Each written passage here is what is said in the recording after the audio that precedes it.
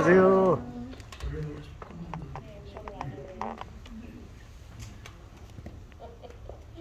오늘 저는 하나님이 하십니다 하는 제목으로 함께 하겠습니다.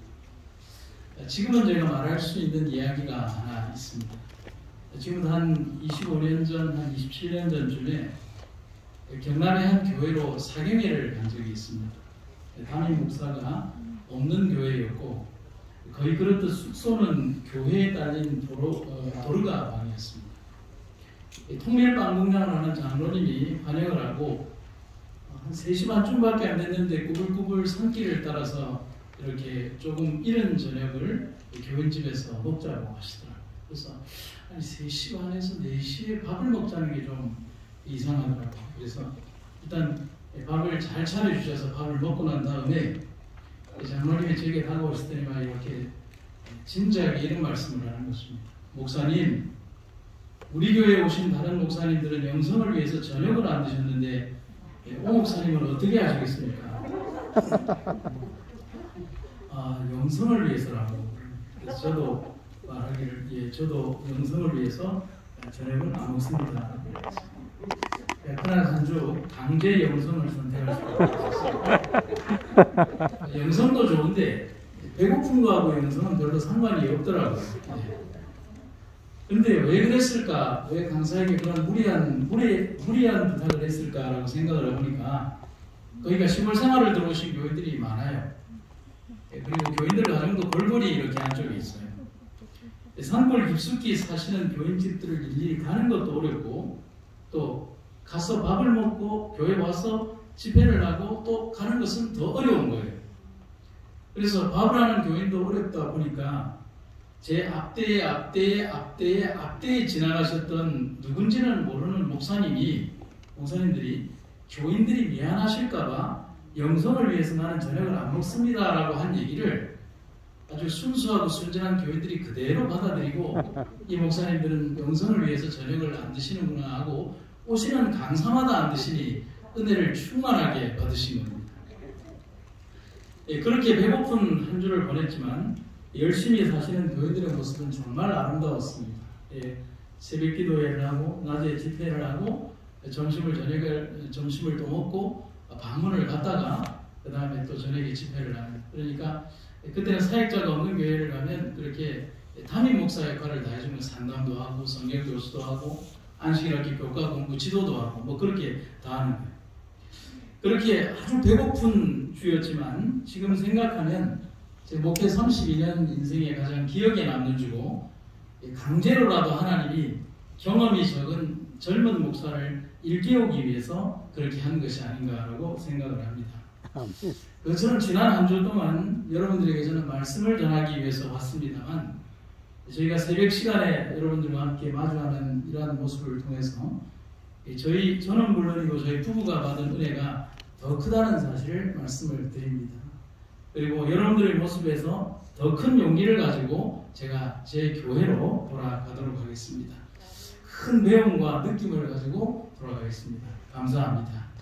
오늘 저는 여러분에게 그런 뜻으로 하나님이 하십니다 하는 제목으로 은혜를 나누고자 합니다. 오늘과 내일의 제목은 큰 틀 안에서 우리 기도를 멈추지 마십시오라고 하는 그 큰 틀 안에서 그렇게 하기 위해서는 어떻게 해야 되는가, 맡김이라는 주제를 가지고 한번 생각해 보고자 합니다. 베드로전서 5장 7절에 보면 이렇게 기록이 되어 있습니다. 너희 모든 염려를 그분께 맡겨라. 그분께서 너희를 돌보시느니라. 아멘이 이렇게 안 나와요? 다시 한번. 너희의 모든 염려를 그분께 맡겨라. 그분께서 너희를 돌보시느니라. 아멘. 제가 아멘이 적으면 설교를 처음부터 할 겁니다. 제가 지금은 말할 수 있습니다 하고 하시기를 원하지는 않으시죠? 여러분, 신앙의 자세에서 가장 중요한 원칙은 뭘까요? 저는 단연코 맡김이라는 말을 드리고 싶습니다. 반면 우리 삶에서 가장 부족한 모습은 뭘까요?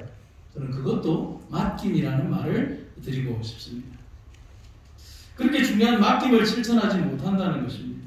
그래서 성경에서 믿음의 부조를 앓는 모든 신앙의 선배들의 가장 중요한 자세를 살펴본다면 그들은 모든 것을 맡기는 데 주저하지 않았다는 것입니다. 여러분, 맡긴다는 것은 뭐죠? 일의 시작점에서 어떤 출발을 해야 하는지를 말해주는 것 같지만, 맡긴다는 것은 그 과정과 결과마저도 우리가 고민하거나 두려워할 필요가 없다는 사실을 말해주는 겁니다. 또한 맡긴다는 것은 인간적인 판단이나 권모와 술수나 책략과 얕은 뼈나 여러 가지 다양한 방법으로 하나님의 생각보다 먼저 앞서서 나가려고 하지 않는다는 것을 말하는 거예요. 맡겼는데 내가 다른 것을 한다. 내가 맡기고 나서 어떤 다른 행동을 한다. 내가 맡겼는데 어떤 인간적인 방법을 구하는, 그건 맡기는 게 아니잖아요. 오직 하나님께만 맡긴다면 하나님은 그 모든 여정에서 어떻게 무엇을 어떤 방법으로 하실지에 대한 분명한 답을 우리들에게 주신다는 겁니다. 오늘 여러분과 제가 맡기는 사람이 되기를 간절히 바랍니다. 아멘. 하지만 우리는 잘 그렇게 하지 못하죠. 어떻게든 꾀를 내고 수를 부려서 뭔가를 해보려고 합니다. 어떤 일이 닥치게 되면 방법을 의논하죠. 그리고 어떤 큰 문제에 봉착하면 인간적으로 도와줄 그 누군가를 생각하는 겁니다. 문제에 봉착하면 가장 먼저 해야 되는 것은 하나님 앞에 무릎 꿇는 거예요. 그리고 그분께 그 뜻을 구하고 하나님의 역사가, 하나님의 손이 우리 삶에, 우리 문제에, 우리의 사업에, 우리가 하고자 하는 일에, 우리 인생에, 우리의 가장 풀기 어려운 그 난제에 대하여 하나님께서 개입해 주시기를 바라는 것, 그게 맡기는 겁니다. 하지만 어떻게든 꾀를 내고 해본다 할지라도 그게 안 된다는 걸 잘 압니다. 그런데 이런 거에 대해서 아주 꾀를 잘 내는 사람이 있어요. 성경에 우리가 한 인물을 떠올려 본다면 바로 유다입니다. 예수님의 제자 중에서 지식이나 논리나 셈법으로 따진다면 절대로 뒤지지 않는 사람이 있습니다. 말하자면 똑똑한 사람이에요. 여러분, 예수님의 12제자 가운데 똑똑한 사람이 별로 없어요. 그런데 유다만큼은 똑똑했어요. 배운 사람입니다. 셈법도 뛰어나요. 논리적이에요. 합리적이고 이성적이고 판단도 잘합니다. 이해와 득실을 따질 줄 압니다. 흔히 말하는, 우리가 잘 아는 재능이 있는 제자입니다. 제자들 중에서 그런 능력을 가진 사람이 없었어요. 그래서 성경과 증언의 말씀에 보면 유다가 뭘 맡았다고 하냐면 제자들 가운데서 회계를 맡겠다라는 그런 구절이 있습니다. 하지만 그의 이러한 수학적 재능과 지식이 과연 그의 삶에 도움이 되었을까? 제가 길어서 읽지는 않겠지만 노란색 글씨를 보면 여러분들이 그의 품성을 댐댐이를 짐작해 볼 수가 있습니다. 자기 자신이 쓰기 위해서 비밀이 얼마를 떼어두고 있었다. 뭐죠? 횡령했다는 거죠. 그런데 거둘 수 있는 것이 모든 것을 주머니에 넣기를 열망했다. 어떻게든지 이렇게 모아두려고 하는. 그리고 제일 마지막에 뭐라고 되냐면 유다는 가난한 자를 동정하는 마음이 없었다. 이 증언의 말씀의 배경이 되는 구절이 뭐냐면 옥합을 깨뜨린 여인이 예수님 앞에 눈물을 흘리고 있을 때 유다가 뭐라고 얘기냐면 너 왜 이 비싼 옥합을 깨뜨리느냐? 이 옥합을 팔아서 차라리 가난한 사람들에게 주었다면 얼마나 좋았겠느냐? 얼마나 좋은 말이에요. 틀린 말 아니죠.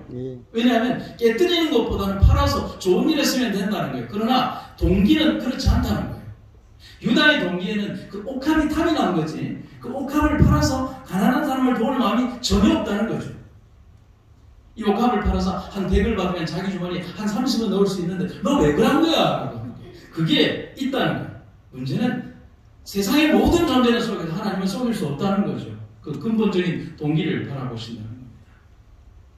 삶에서 하나님에 대한 진실한 믿음, 우리가 흔히 표현하기 좋게 한다면 진심, 저는 진심이라는 단어를 정말 좋아합니다. 가슴에 와닿는 단어예요. 거짓이 없다는 거죠.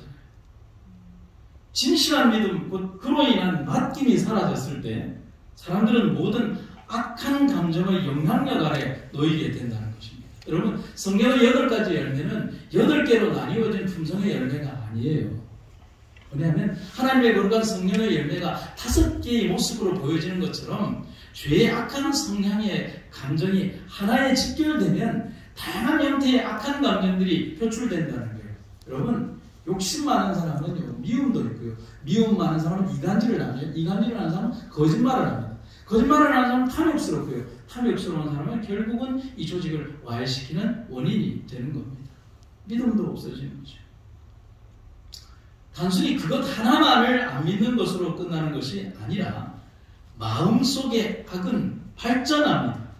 여러분, 죄가 그냥 아무것도 아닌 콘크리트 조각처럼 있는 그대로 있는 게 아니라 그 죄는 생물과 같아서 우리 마음속에 자리하게 될 때 토양이 딱 자리하게 되면 쭉쭉쭉쭉쭉쭉 자라는 거예요. 여러분 여기에 밭이 있잖아요. 여러분 세상에 잘 자라는 식물이 있죠. 뭐죠? 잡초예요. 우리 정희석 장로님하고 시골에서 했지만 살아봤지만 세상에 잡초는 어디에서 왔는지 오죽했으면 나훈아가 노래를 불렀을 거예요. 여러분 처음에 잡초의 어떤 원리를 몰랐던 제가 잡초를 쭉 뽑아서 집에 던져놨더니만 거기 가서 살더라고요.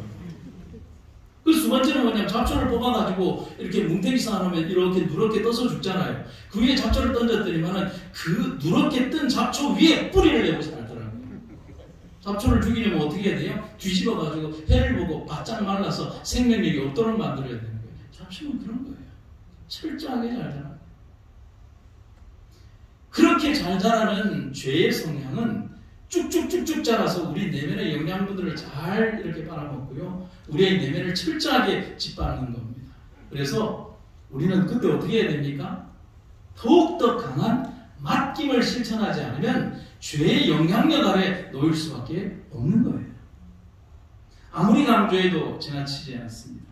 이엠 바운드라고 하는 목사님이 쓰신 기도의 능력이라고 하는 책자가 5개 있어요. 아주 소책자로 된 5개인데 여러분 기회가 되신다면 꼭 한번 읽어보십시오. 거기에 1권에 보면 이런 글귀가 있습니다.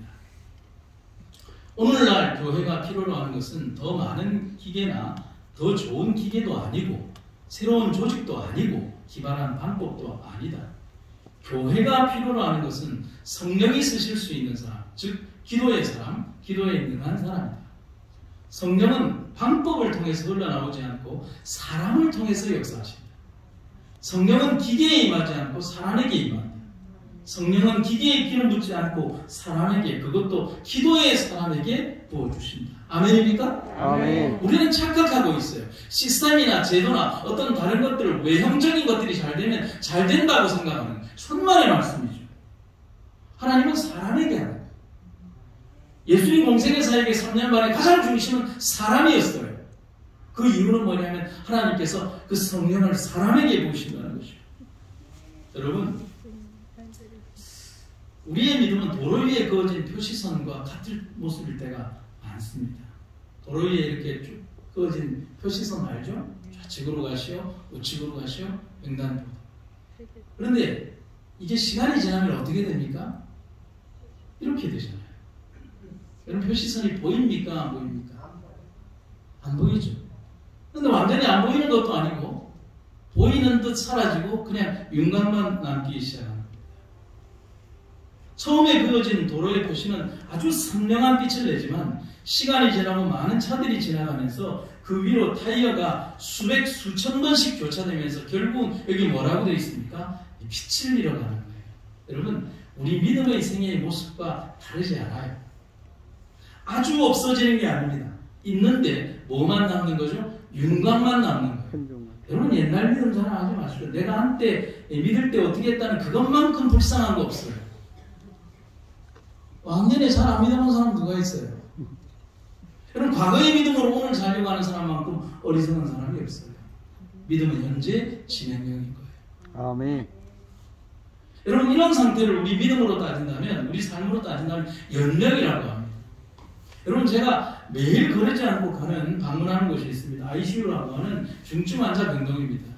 거기에 가면 약 10개의 베드 가운데에서 거기에 뭐 코마 상태에 있는 사람이라든지 중증 환자들이 이렇게 어떻게 했냐면 온갖 종류의 약물들을 이렇게 걸어놓고 이렇게 IV를 하면서 어떻게 하냐면 생명을 겨우 이어가고 있어요. 그걸 뭐라고 하느냐면 연명이라고 하는 거예요. 연명. 그분들에게는 불쌍하지만 그들의 생명이 언제 끊어질지 모르는 연명하는 상태인 거예요. 그런데 신앙은 그렇게 되어서는 안 돼요. 육체는 노쇠해서 그렇게 되어갈 수 있다지만 신앙은 절대로 그렇게 해서는 안 되죠. 그래서 예수님께서 사대교회 사자에게 편지하기를 이런 모습을 말씀하시잖아요. 네가 살았다 하는 이름은 가졌는데 죽은 자, 연명하는 모습. 지구 역사의 모든 과정에서 우리가 보아야 하는 모든 동일한 교훈은 하나님이 모든 것을 다 하신다는 겁니다. 아멘. 또한 끊임없이 인간의 오만과 편견이 하나님의 역할을 인간이 할 수 있다고 생각하는 오판의 역사가 되풀이 되고 있다는 것입니다. 착각하면 안 됩니다. 하나님이 하십니다. 여러분, 우리가 그것을 잃어버릴 때 우리의 신앙은 연명하는 상태, 살았다고 하지만 죽은 것처럼 되어버린 그런 상태로 전락되어버리는 것입니다. 여러분, 우리의 육체는 나날이 늙어갈 수 있지만 우리의 신앙은 나날이 젊어가는 청춘의 신앙을 유지하는 여러분과 제가 되기를 간절히 바랍니다. 아멘. 몇 가지를 한번 생각을 해보죠. 첫 번째는 하나님이 아니면 어떤 것도 할 수 없다는 겁니다. 그래서 여러분, 저기 밑에다 뭐라고 해놨어요? 수학의 정석이 아니라 무슨 정석이? 대답의 정석이 하나님이 하신다는 거예요. 여러분, 제가 솔직히 얘기를 하면 목회를 올해 32년째 하고 있습니다. 지금에 와서 한 1, 2년 전부터 더 확실하게 깨닫고 제 설교의 대부분을 차지하는 내용들이 바로 이 부분입니다. 하나님이 하십니다. 그걸 요즘만큼 뼈저리게 느끼는 시간이 없어요. 그래서 참 행복합니다. 제가 며칠 전에 말씀드렸죠. 한번 상황을 한번 봅시다. 지금 우리가 홍해 바다 앞에 있다고 한번 생각을 해봅시다. 오늘 많은 분들이 오셨는데 여러분, 뒤에 애국 군대가 오고 앞에 홍해 바다가 가려져 있어요. 제가 그때 뭐라고 했죠? 우리가 할 수 있는 건 뭐밖에 없다고요? 기도. 회의합시다. 여기 수석장로님 계시고 선교회장이 있고 담임 목사 있고 홍해 바다 앞에서 지금 홍해 바다 앞에 있는데 우리는 갈 데는 없고 배도 한 몇만 척 있어야 되는데 배도 없고 뒤에는 로마의 군대가 쫓아오고 있습니다. 어떻게 할까요? 회의합시다. 수석장로님 어떻게 할까요? 우리 원장님 어떻게 할까요? 예, 답을 하실 수가 없죠. 무엇을 한번 해야 되겠죠. 그때 말씀드린 것처럼 아무리 오래도록 고민하고 회의하고 난상 토론하고 이 사람 저 사람이 얘기하고 해도 딱 두 가지밖에 없어요. 그 둘 중에 하나는 굴복 아니면 죽음이라고 말씀드렸잖아요. 죽든지 돌아가든지. 그게 우리가 할 수 있는 최선입니다. 인간이 할 수 있는 최선입니다. 그 두 가지만이 우리가 내놓을 수 있는 최선의 답 혹은 최악의 피할 수 없는 두 가지 선택입니다. 흔히 말하는 차선이라고 하지만 차선이 아니에요. 그냥 우리가 할 수 있는 최고의 선택 가운데 두 개지만 이거 외에는 할 수 있는 게 아무것도 없어요.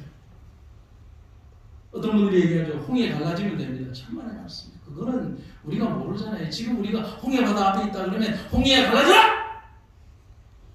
그럼 홍해가 늪! 하고 갈라집니까? 안 갈라지죠.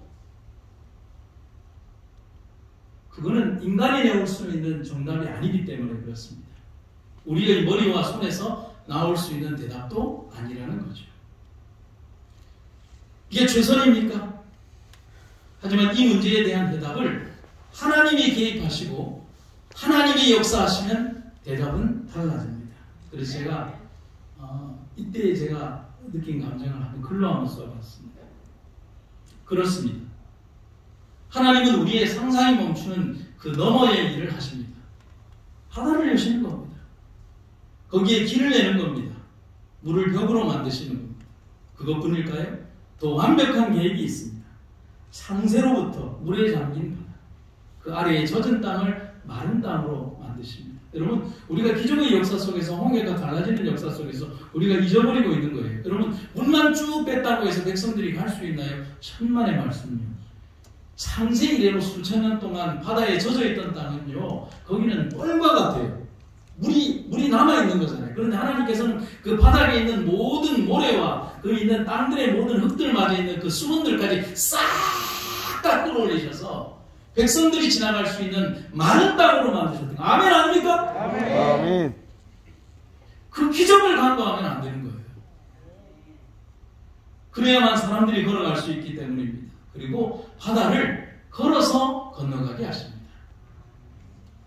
하지만 하나님의 계획은 또 있습니다. 그들이 걸어갔던 그 바다에 애굽의 병사는 수장시키십니다. 이스라엘 백성들 그들은 걸었고 애굽 병사 그들은 건너지 못했습니다. 이것이 하나님의 계획이고 하나님의 일이며 하나님이 하시는 일입니다. 아멘. 히브리 기자는 여기에서 이스라엘 백성들이 하나님의 계획과 일에 동참할 수 있었던 완벽한 이유에 대해서 그것을 전적인 맡김 때문이라고 말하고 있습니다. 믿음으로 이스라엘 백성은 뭐라고요? 이스라엘 백성은 뭐로요? 믿음으로. 그래서 여러분 이 믿음이라는 단어를 맡김으로 생각하면 되는 거예요. 믿는다는 것은 맡긴다는 거죠. 믿음으로 이스라엘 백성은 마치 마른 땅을 밟고 건너듯 홍해를 무사히 건넜지만 그들을 추격하던 이집트 병사들은 그렇게 하다가 모두 물에 빠져 죽고 말았습니다. 증언의 말씀을 한번 볼까요? 모세가 그들에게 전진하라고 명령했을 때 그들이 뭐 했더라면? 주저했더라면 하나님께서는 그들을 위하여 절대로 길을 열지 않으셨을 것이다. 저희가 홍해를 육지같이 건넜던 것은 믿음으로였다. 그 행진하여 바닷속으로 들어간 것은 그들이 모세를 통하여 주신 하나님의 말씀을 믿었다는 것을 나타낸다. 그들은 그들의 힘으로 할 수 있는 모든 일을 했으므로 그때 이스라엘의 전능하신 분께서는 그들이 걸어갈 길을 만드시기 위하여 바다를 가르셨다. 아멘. 제가 한 목사님 이야기를 들려드리죠. 부산 옆에 가면 양산이라는 도시가 있는데 거기에 굉장히 양산을 대표하는 장로교회가 있습니다. 삼양교회라고 하는 곳인데 제가 그 교회의 연혁을 보는 도중에 깜짝 놀라는 일을 발견했어요. 이 교회를 개척하신 분은 정연철이라고 하는 목사님이신데 이 개척교회 시절 정 목사님은 너무 힘이 들어서 이곳저곳에 지원을 요청했습니다. 여러분 장로교회, 개척교회는 참 힘든 교회 많아요. 목사님들이 라면조차 먹을 수 없고 한 달에 몇 끼를 그냥 일주일에 라면으로 때우는 그런 경우도 많아요. 이때는 더 했겠죠. 뭐 이렇게 안 하면 살 수 없는 그런 입장에서 이제 여러 잘 사는 교회들에다가 좀 도와주십시오. 밥값이라도 좀 도와주십시오. 그런데 어떤 교회, 여성교회에서 매월 35,000원씩 지원해 주기로 했습니다. 뭐 그때 당시 돈의 화폐가 있었다 할지라도 아주 많은 돈은 아닙니다. 뭐 교인들하고 같이 밥도 먹고 목회도 하고 해야 되는데 11조가 거의 나오지 않는 교회에서 35,000원이라는 돈이 큰 돈은 아니잖아요. 건물도 유지해야 되는데. 그런데 그 돈을 준다는 마음에 너무 기뻤어. 너무 기쁜 마음에 달려갔습니다.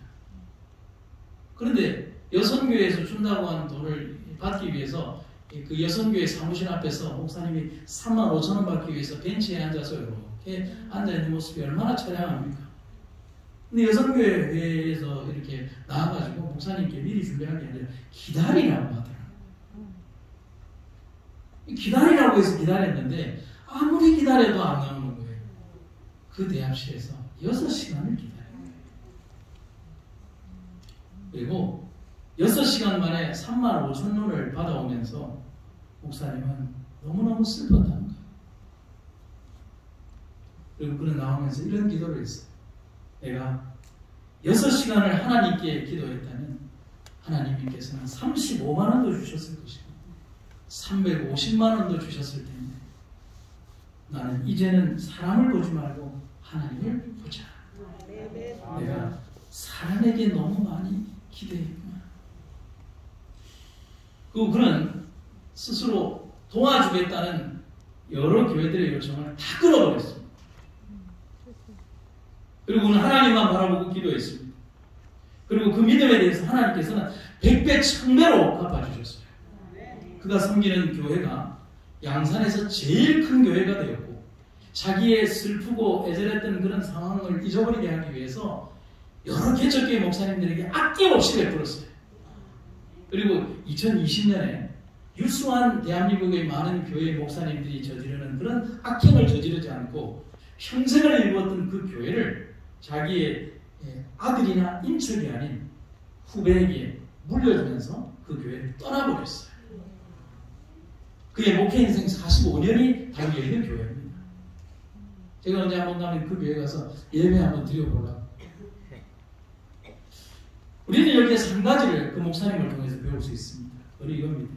하나님은 우리가 다 맡길 때까지 기다린다는 겁니다. 사랑하는 여러분, 오늘 우리의 삶에서 우리가 다 맡길 때까지 우리가 기다리는 여러분과 제가 되기를 간절히 바랍니다. 두 번째는 하나님이 우리를 위하여 하신다는 겁니다. 아멘입니까? 아멘. 하나님은 언제나 우리 인간을 위하여 일하신다는 사실을 기억하시기를 바랍니다. 하나님의 능력은 언제나 우리가 도움이 필요할 때, 우리가 기도할 때, 우리의 위기 때에 항상 임하십니다. 그리고 하나님의 개입과 역사는 분명한 결과를 가져옵니다. 다시 한번 말씀드릴까요? 하나님의 개입과 역사는 분명한 결과를 가져옵니다. 우리의 생각이 미칠 수 없는 일을 이루신다는 사실입니다. 그래서 하나님의 능력과 임하심은 우리가 당면해야 하는 상황이 더 어렵고 힘들고 아예 불가능해 보일 때 그것을 가능으로 바꾸심으로 빛을 발하시는 것입니다. 지금 제가 이렇게 설교하고 있지만 너무 당연한 일 아닙니까? 오늘 여러분들, 우리는 모든 불가능의 능력을 가능으로 하나님이 하실 수 있는 능력을 받기 위하여 하나님 앞에 간절히 기도하고 있지 않습니까? 아멘. 몇 가지를 한번 생각해 볼까요? 첫 번째, 하나님이 개입하실 때 바다가 열렸습니다. 여러분, 아까 언급했지만 바다는 열렸다 닫혔다 하는 그런 곳이 아닙니다. 나 오늘 저기 독도 좀 가야 되는데 바다 열리게 내일 2시에 예약 좀 부탁합니다. 이렇게 됩니까? 그럼 그런 거 아니잖아요. 바다는 바다입니다. 거대한 물이 깊은 곳을 메꾸는 것이고 절대로 물을 마르게 할 수도 없고 물을 고체처럼 형체를 만들 수도 없고, 하지만 하나님의 개입은 그 모든 것을 만들었습니다. 성경의 말씀을 보시면 모세가 바다 위로 자기 손을 내밀매 주께서 강한 동풍으로 밤새도록 바다를 뒤로 물러가게 하시고, 참 재밌는 표현이에요. 바다를 뒤로 물러가게 하시고 바다를 마른 땅이 되게 하시며 물들을 나누시니 이스라엘 자손이 바다 한가운데 들어가 마른 땅 위로 갔고 물들은 그들의 오른쪽과 왼쪽에서 그들을 위해 뭐가 되었더라? 벽이 되었더라. 여러분, 이게 우리 개역 성경에는 이렇게 번역이 되어 있지 않고 킹제임스 번역이라고 하는 그 번역에 보면 이렇게 번역이 돼요. 그래서 두 번째는 하나님이 개입하셨을 때 쓰러뜨릴 수 없는 적을 쓰러뜨리게 됩니다. 여러분, 다윗과 골리앗의 싸움은 애초에 가능하지 않은 싸움입니다. 이 싸움을 우리는 너무도 재미있게 설명합니다. 다윗이 강가로 가서 물맷돌 5개 예쁜 개를 주어서 돌을 줘서 빙빙빙 돌려가지고 정수리에 딱 맞으니까 골리앗이 넘어졌다. 맞습니까? 아멘. 천만의 말씀 만만의 공덕이죠. 여러분, 그 골리앗이요, 여러분들 보시면 알겠지만 마태에 가서 닭다리하고요 칠면조 다리를 비교해 보시면 닭다리는 이만하다고 하면 칠면조 다리는 망치입니다. 망치. 웬만한 망치로 두드려도 그 닭다리가 부러지지 않아요. 그 칠면조 다리하고 타조 다리를 내놓으면 이거는요 감당이 안 됩니다. 오죽했으면 삼손이 낙타 턱뼈 하나를 가지고서 3,000명을 때려 죽였겠습니까? 그래도 든든한 거예요.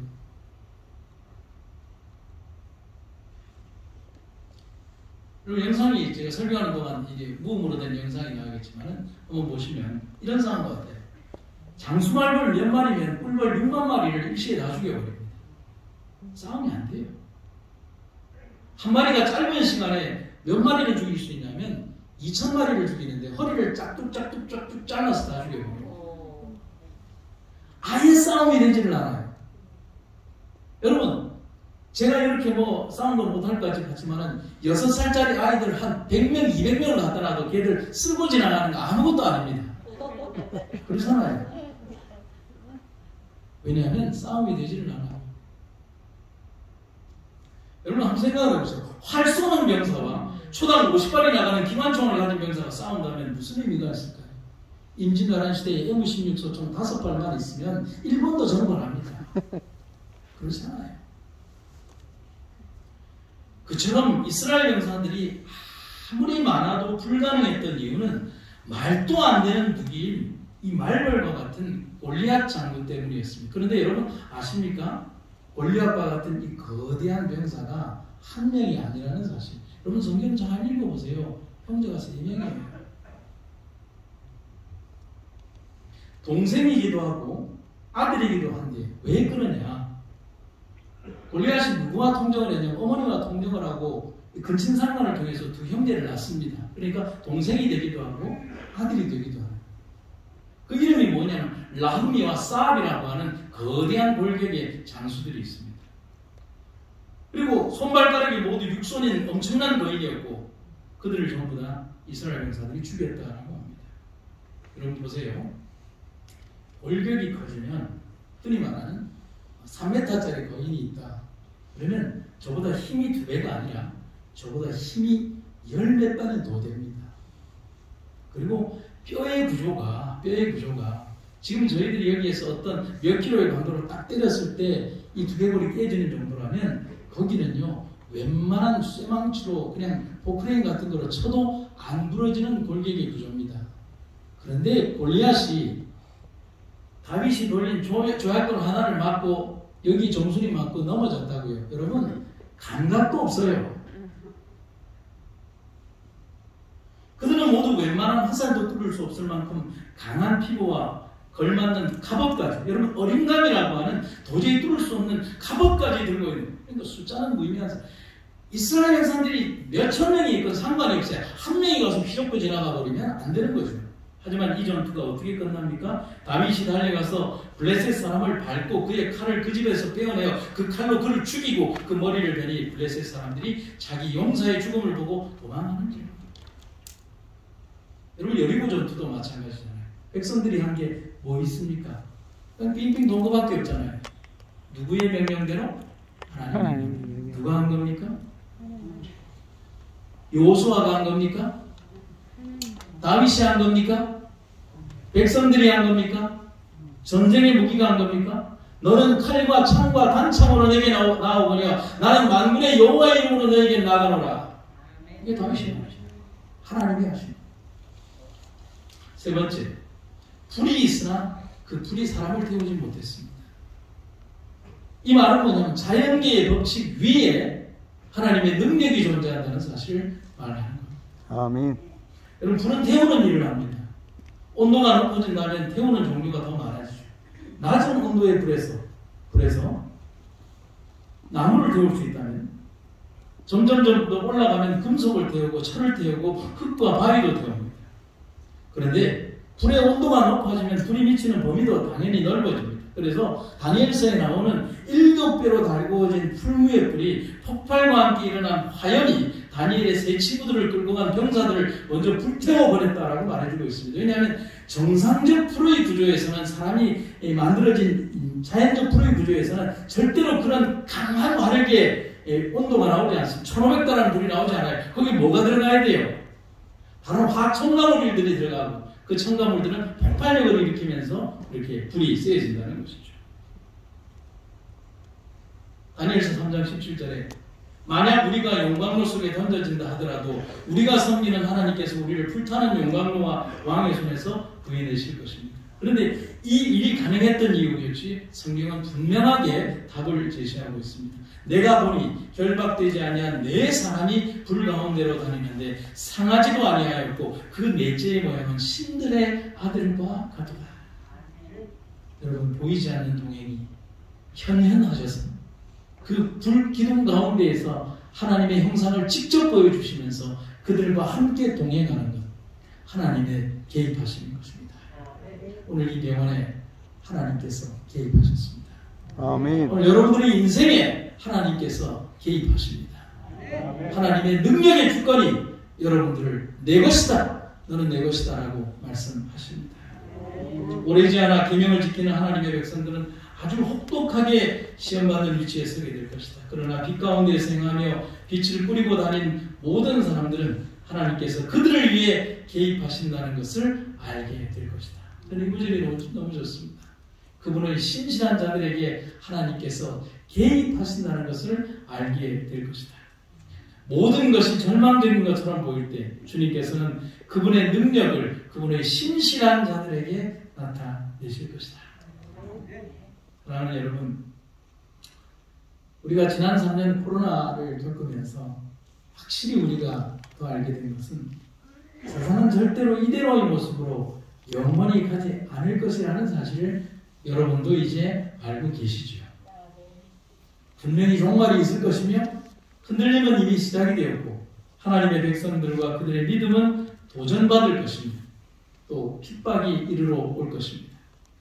그때 분명한 하나님의 개입하심과 손길이 우리를 이끌어 주실 것이라는 사실을 기억하시기를 간절히 바랍니다. 아멘. 오직 그 약속과 또 그 약속을 실천하시는 신실하신 하나님만이 우리의 희망이자 약속이며 오늘의 우리를 이끌어 주신 주님이 그 날에도 우리를 이끌어 주실 것입니다. 아멘. 위대한 선교인이라고 부르는 진젠도르프 백작이 60세에 너무나 열정적으로 이르다가 60세에 과로와 열병으로 죽어가면서 그가 남긴 이 말입니다. 나에게는 딱 한 가지 열망밖에 없다. 그것은 예수님, 오직 그분뿐이다. 오늘 여러분과 저의 신앙의 고백에도 오직 그분만이 함께 하시기를 간절히 바랍니다. 아멘. 우치무라 간조는 일본의 아주 유명한 종교인입니다. 하루는 그에게 어떤 대학생이 찾아와서 심각한 이런 질문을 합니다. 선생님, 저는 성경에 나오는 모든 기적들을 도저히 믿을 수가 없습니다. 예수께서 무리를 걸으셨다는 이야기, 또 부활하셨다는 이야기 등은 정말로 제 이성으로 도저히 이해할 수가 없습니다. 그런 황당한 이야기나 이해할 수 없는 기적 등 다 빼고, 그런 거 다 빼고, 비현실적인 거 다 빼고 그냥 다른 내용으로만 성경 공부 좀 하면 안 될까요? 그래서 우찌무라 간조가 웃으면서 이런 얘기를 합니다. 학생, 성경에서 사람의 이성으로 받아들이기 어려운 기적들을 다 제하고 성경 공부하면 성경에 딱 두 가지가 남는데 그것은 바로 성경의 앞표지, 뒷표지밖에 없네요. 여러분, 하나님은 우주보다 더 크신 분이죠. 그렇죠? 누가 한번 성경 좀 주시겠어요?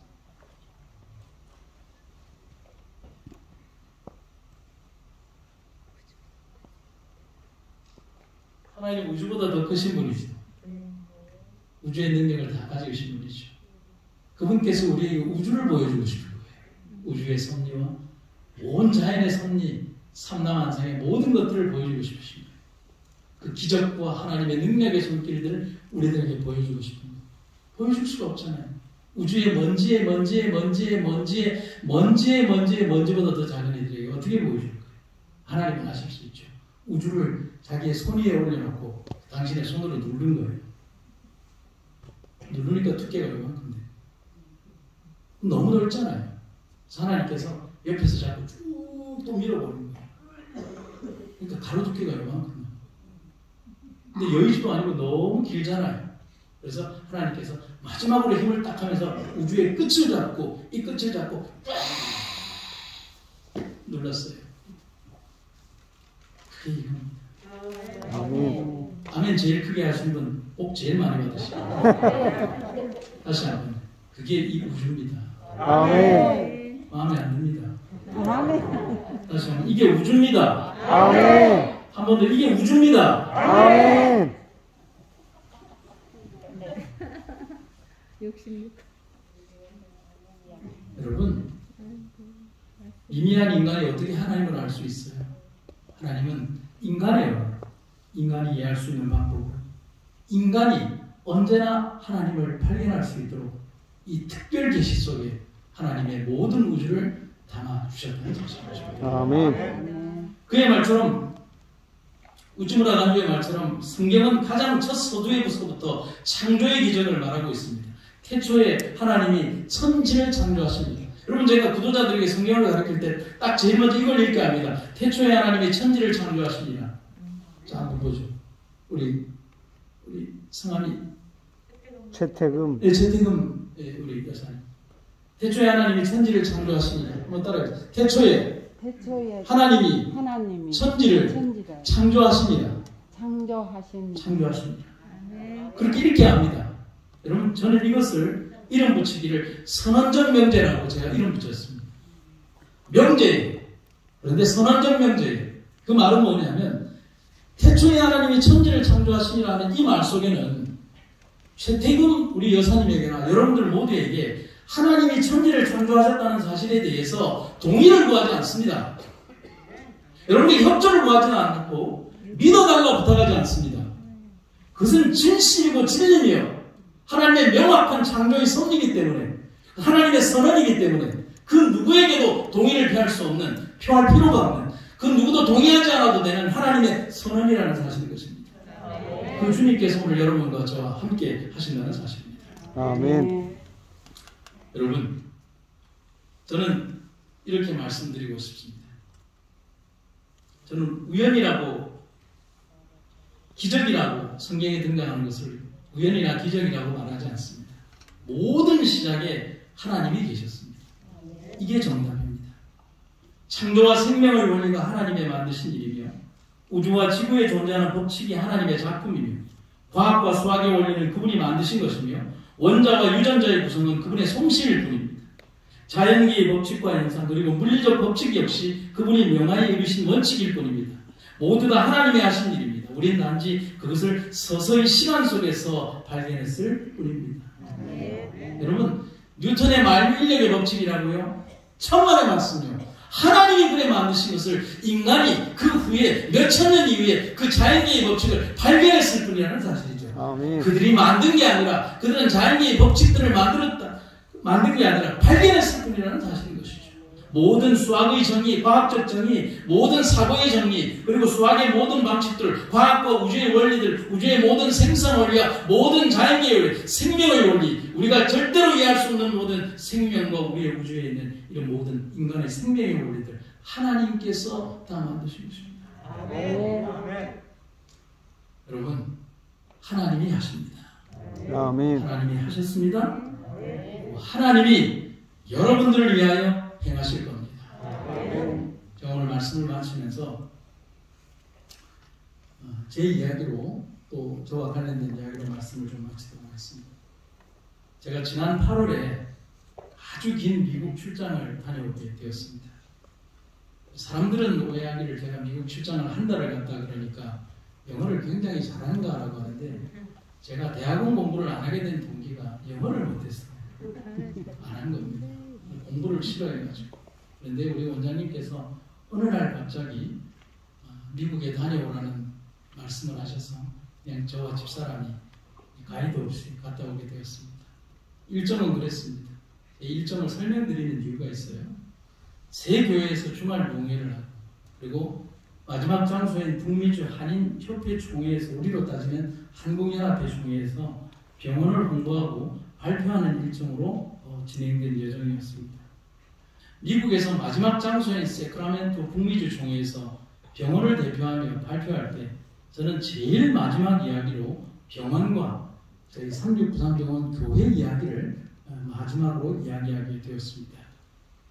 그때 있었던 일입니다. 발표의 마지막을 뭘로 장식을 할까? 부산병원과 병원교회의 설립에 관련된 중요한 역사적 사건으로 마무리를 하는 것이 상륙부산병원의 원목에 하는 일이라고 생각을 하고 그렇게 원고를 준비했습니다. 자료는 교회 연역집에 있는 것을 발표하게 되었습니다. 제 교회 연역집에 이렇게 기록이 되어 있습니다. 6.25 동란으로 인하여 145태로 제주도로 피난하였다가 오랜 숙제로 내려오던 부산 의료사업은 유재한 박사의 노력으로 1951년 3월 15일 병원 직원 20명과 가족 6명이 제주도에서 군함 LST를 타고 와서 서구 부영동 2가 85에서 서울위생병원 부산 분원으로 개원함과 동시에 두 안식일은 초량교에서 예배드리고 같은 해 4월 첫 안식일부터 29명이 병원 내합실에서 교회가 시작되다. 제가 7년 전에 부임을 하고 이 교회 사업계획서를 딱 받고서 정말 가슴 뭉클한 느낌을 받았습니다. 그런데 LST라는 게 뭔지 몰랐어요.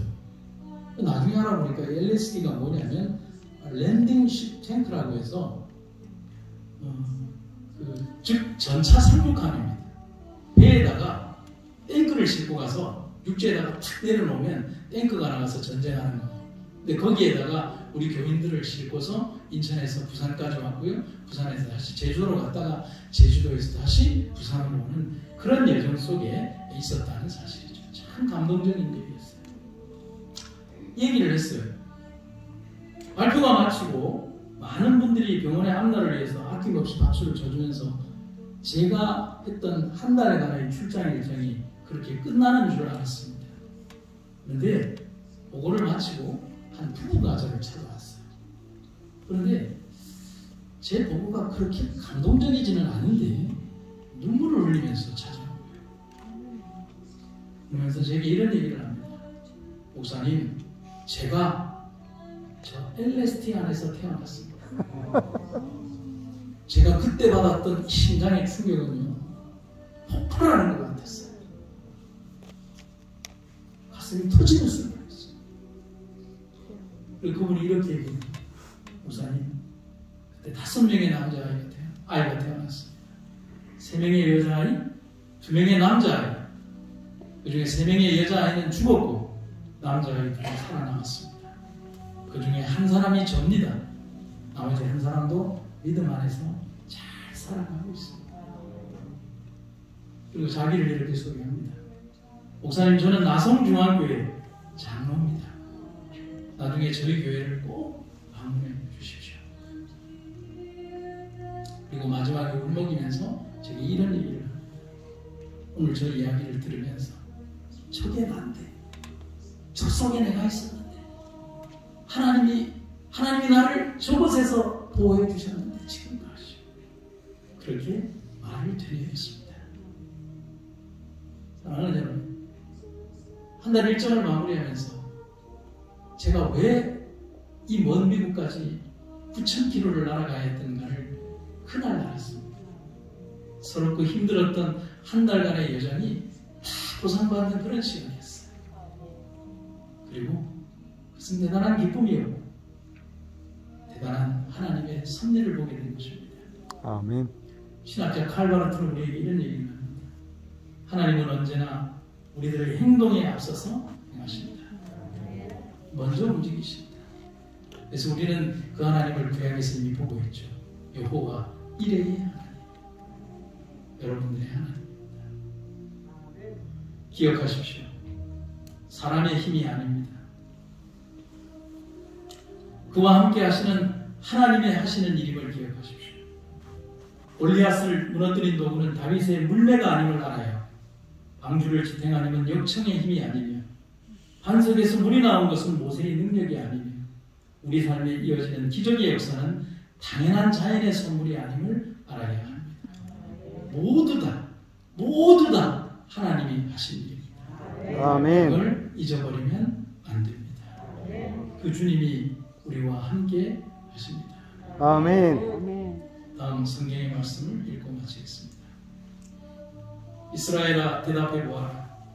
만일 주께서 우리 편이 아니셨더라면 우리가 어찌 되었겠느냐. 대적들이 우리를 치러 올라왔을 때 만일 주께서 우리 편이 아니셨더라면 기세등등한 원수들이 우리에게 큰 분노를 터뜨려 우리를 산채로 몽땅 집어 삼켰으리라. 홍수가 우리를 휩쓸어가고 큰 물이 우리를 뒤덮었으리라. 넘쳐 흐르는 격렬한 그 물살이 우리 영혼을 모조리 삼켜버리고 말았으리라. 이스라엘아, 주를 찬양하라.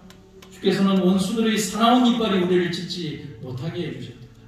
그러므로 사냥꾼이 쳐놓은 그물에서 벗어난 새처럼 우리 영혼이 원수들의 소나기에서 벗어났도다.